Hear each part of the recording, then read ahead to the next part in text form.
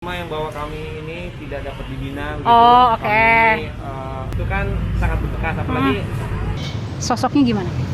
Sosoknya sih selama berteman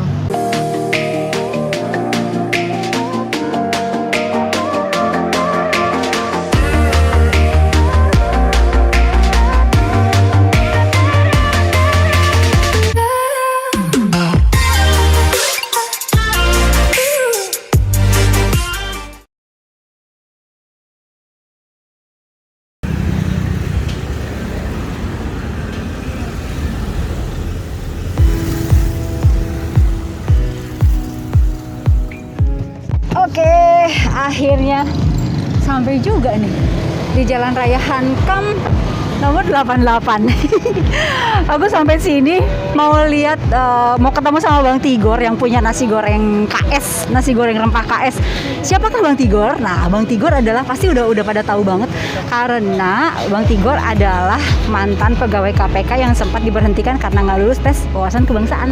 Nah, terus kemarin tanggal 9 Desember sempat yang sudah diterima jadi ASN dan Bang Tigor salah satu di antaranya. Pengen ngobrol sama Bang Tigor sih. Sini lagi sibuk.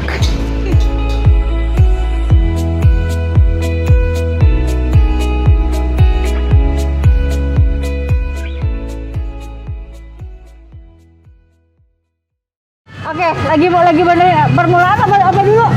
Iya biasa teh, motong-motong bakso sama Ini sosis. datang langsung nodong. Enggak apa-apa teh. Nggak apa. Terus sekarang Iya. mau mulai apa dulu nih? Ini teh dikit lagi ya motong ini dulu. Ya udah.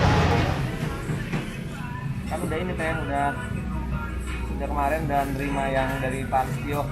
Nah itu mau sambil ngobrol nih. Sebenarnya aku mau ngobrol itu juga. Oh, siap teh. Nah kan itu tuh urut-urutannya kapan tuh Kang? Urut-urutannya kan September ya kalau nggak salah. Betul, ya. September di istilahnya disudahi di KPK kan. Iya. Nah terus udah gitu diterima oleh Kepolisian Republik Indonesia itu bulan apa? Awal Desember ya kalau nggak salah. Iya baru kemarin. Iya kan? Betul. Nggak apa-apa sambil ngerjain aja. Itu terus tanpa pertimbangan apa gimana tuh Mas? Enggak, jadi kita waktu tanggal 6 itu dipanggil. Jadi memang prosesnya itu cepat juga gitu ya. Jadi tanggal 6 kita dipanggil, itu diberikan penjelasan lah, semacam informasi kira-kira tawarannya seperti apa gitu ya.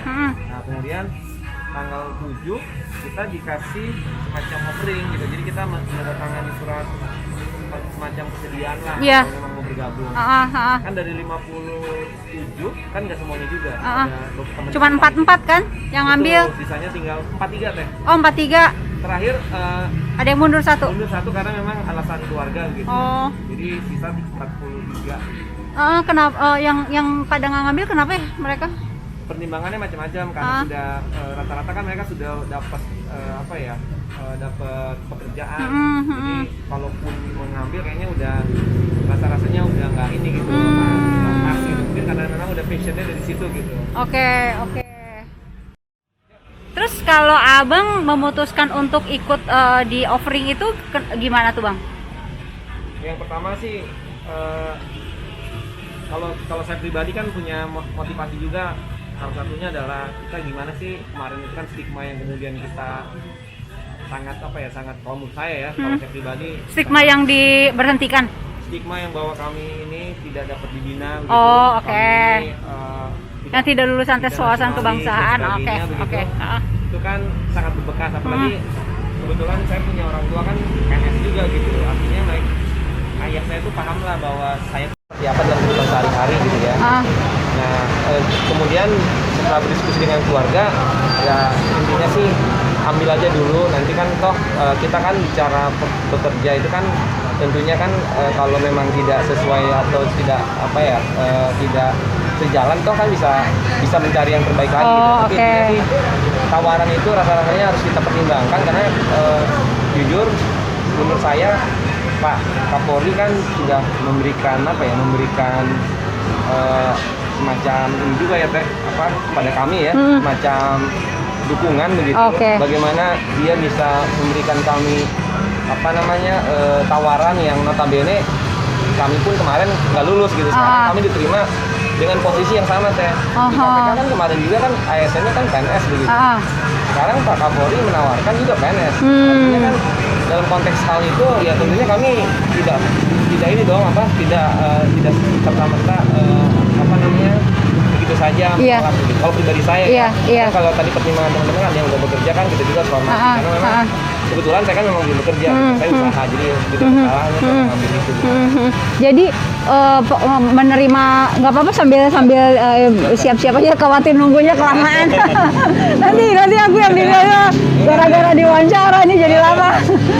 Jadi salah satu pertimbangan untuk diterima juga karena kemarin nggak lulus, dianggap tidak lulus tes wawasan kebangsaan gitu. Nah sekarang masuk sini dengan posisi yang sama, jadi ingin mematahkan hasil tes yang kemarin itu. Ya, artinya kan dari situ aja sudah terlihat, terlepas ada rekomendasi atau hasil kesimpulan dari Komnas HAM sama Ombudsman. Iya, kan? iya. Tapi dengan fakta bahwa kami diangkat di Kepolisian Republik Indonesia kan itu sebenarnya ada menjadikan tanda tanya lebih besar lagi. Iya, kan? iya. Kenapa begitu kami disingkirkan gitu? Nah, itu sih, Teh. Kemudian kalau kami tidak mempertimbangkan itu tadi, saya secara pribadi kayaknya kok merasa bahwa kayaknya harus saya ambil dulu lah. Terlepas dari tadi ya dukungan keluarga juga. Iya, Teh. iya. Keluarga sangat antusias lah Iya. konteks ini gitu. Oke, posisi sama persis. Maksudnya grade apa gitu? Betul. Sama Karena persis. Prosesnya itu kami dialihkan gitu. Di kepolisian juga kami tidak dari status awal dasar. Jadi kami apa yang di KPK harusnya kami menempatkan posisi itu. Kemudian di kepolisian pun seperti itu. Oke. Nah, mulai kapan aktif, Bang? Kalau dari sisi penugasannya kami per Januari kan. Per Januari tanggal 3 kami harus sudah menghadap ke oke. Sama, kan? Berarti hari Senin setelah tahun baru langsung ya? Iya, betul kan. Oke. Jadi kami statusnya sekarang cuti ini. Oke. Bisa di sini bisa bantu.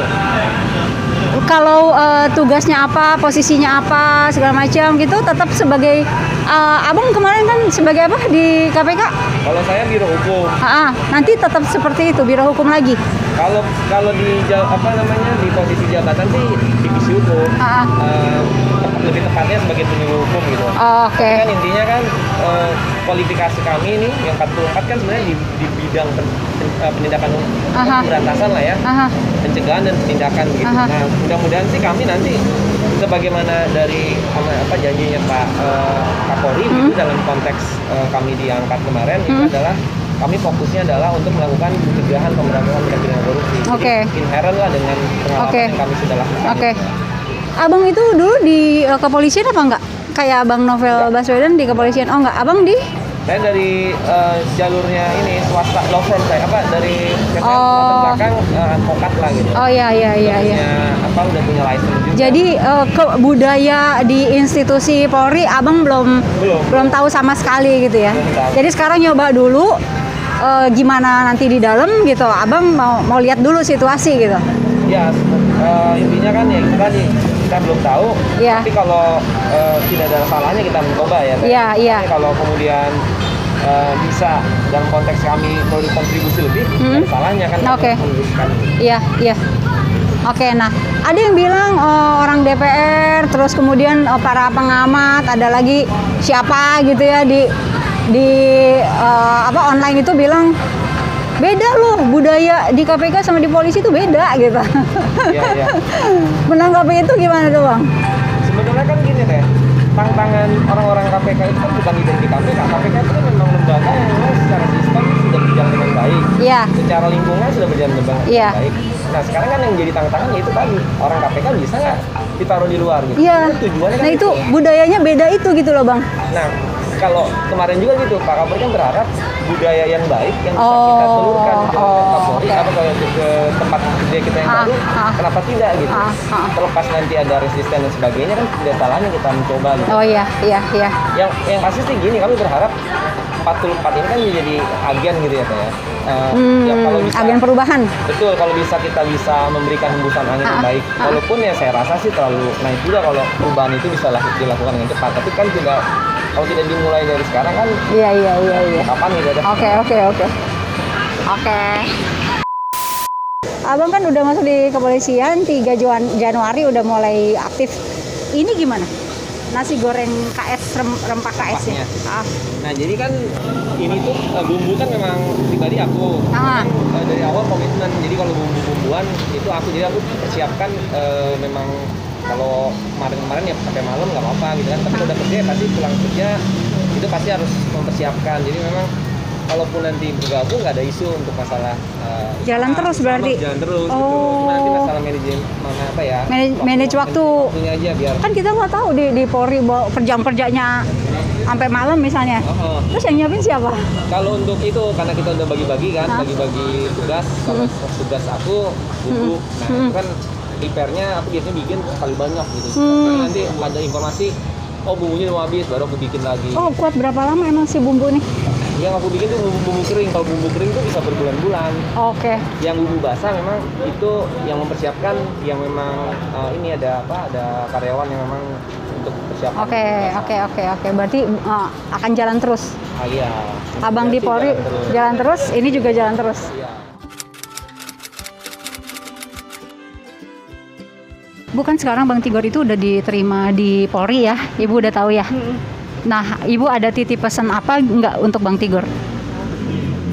Saya bilang tetap semangat karena justru disitulah harus tunjukkan memang benar-benar menjadi pegawai yang berbeda.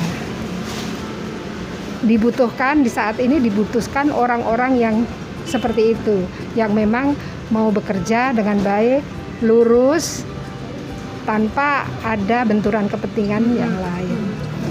Oke, itu ya berarti pesan Ibu sama Ya, saya salut. Dia kan anak saya sama juga. Seumurnya kan anak saya. Saya support. Kami kan sama-sama majelis di gereja, tapi saya kan tua. Saya 60 tahun. Beliau kan seumuran ini menantu saya. Jadi mereka termasuk dewasa muda. Saya kan pernah jadi pembinanya juga. Ya itulah. Baguslah untuk anak-anak muda seperti itu. Jadi segala sesuatu dipandang dengan positif, dan beliau tidak pernah, waktu itu kita kan nggak tahu masalahnya beliau, tapi nggak pernah murung, nggak pernah kayak lesu sok gitu, kayak biasa aja. Oke, Ibu. Punten nama Ibu siapa namanya? Ibu Tuti. Ibu Tuti. Ya. Sebagai apa ya? Saya pelayan. sebagai hamba. Terima kasih, Bu. Yuk.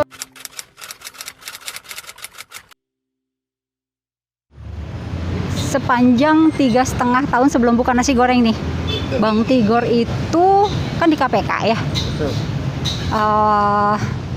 Sosoknya gimana?